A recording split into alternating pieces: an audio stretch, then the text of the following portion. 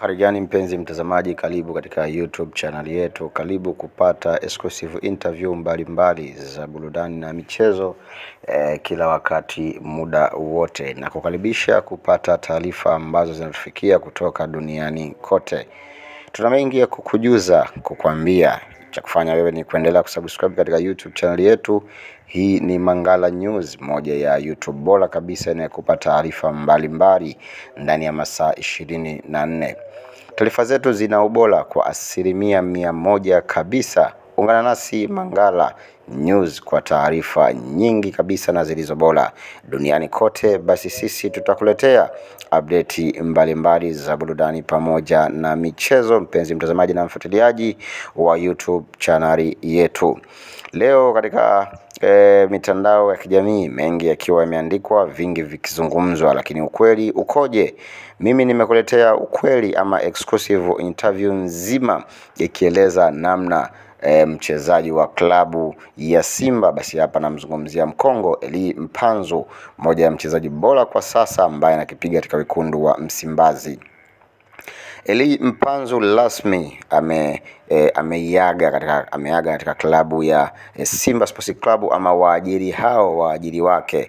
Elie Mpanzu tunaambiwa tayari dili lake limeshanyooka, ama dili lake limeshatukuka moja kwa moja, yeye kuondoka katika timu hiyo na kuelekea katika timu ya Young African. Engineer Hersi Said, huyo ndio bosi ya matajiri wa klabu ya Young African, akiongozwa na meneja mkuu ama bosi mdhamini mkuu Halib Said Mohamed GSM, wakiweka wazi namna ambavyo Elie Mpanzu ameshachukuliwa na klabu ya Yanga. Nafasi ya Elie Mpanzu ndio nafasi ya Stefano Aziz Ki, ambaye tayari mpaka hivi sasa ameshakula kandarasi la miaka 5 katika timu ya Kaizer Chiefs ya kule South Africa. Timu hiyo ya Kaizer Chiefs inaonolewa na kocha Nasruddin Nabi, ambaye alikuwa akitumikia katika klabu ya Young African.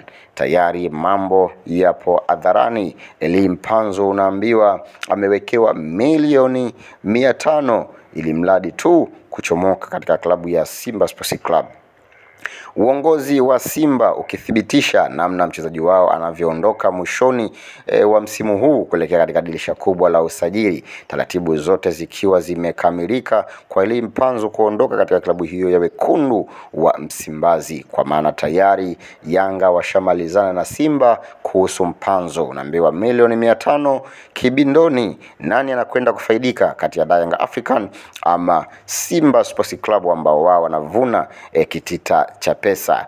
Basi nikwambie tu, mchongo ni mmoja. Endelea kufuatilia Mangala News kwa taarifa mbalimbali za burudani na michezo. Nina mengi ya kukwambia na vingi vya kukujuza, mpenzi mtazamaji na mfuatiliaji wa YouTube channel yangu. Mimi ni Mangala News na kuletea voice hii nzuri kabisa. Endelea kusubscribe, like na kucomment, itatufanya sisi tuongeze juhudi za kuleta